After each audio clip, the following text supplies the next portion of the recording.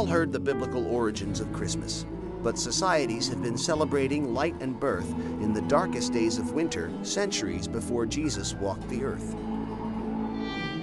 In the Norse country, this winter celebration was known as Yule.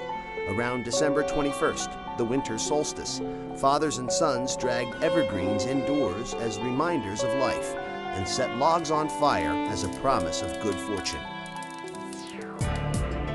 Ancient Rome had its own December festivals. 1 week before the winter solstice, Romans began celebrating Saturnalia, an orgy of food and drink in honor of Saturn, the god of agriculture. Some Romans, particularly soldiers and government officials, also worshipped Mithra, the sun god. It is believed that to this small but powerful sect, the birthday of Mithra, December 25th, was the holiest day of the year. By the 1st century AD, pagan traditions were being challenged as Christianity took hold throughout the empire. But Christ's birth date remained a mystery, since the Bible doesn't mention exactly when he was born. Since pagan Rome already celebrated the birth of Mithra on December 25th, it is theorized the Church adopted the date as the birth of the Christ child. In the 4th century, the Church made it official, declaring December 25th as the feast day of the Nativity. The Church knew it could not outlaw the pagan traditions of Christmas, so it came to accept them. The evergreens traditionally brought indoors were decorated with apples, symbolizing the Garden of Eden.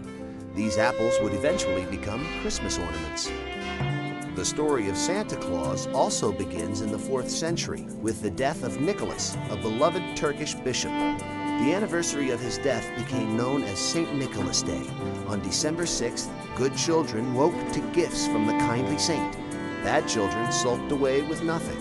In Holland, he was known as Sinterklaas. 1,500 years later in America, a seminary professor named Clement Clark Moore reimagined the legend of St. Nicholas. In 1822, Moore wrote a poem called The Night Before Christmas about a good-natured saint named Santa Claus who was pulled by a group of reindeer and came down the chimney on Christmas Eve. Like St. Nicholas, Santa Claus spread good cheer and gave gifts to children. Less clear was exactly what this Santa Claus looked like. Then in 1863, Thomas Nast, a cartoonist for Harper's Weekly, settled the matter once and for all with his version of the Christmas saint. Nast's Santa was rotund and jolly, with a full white beard and a sack full of toys. An American icon was born.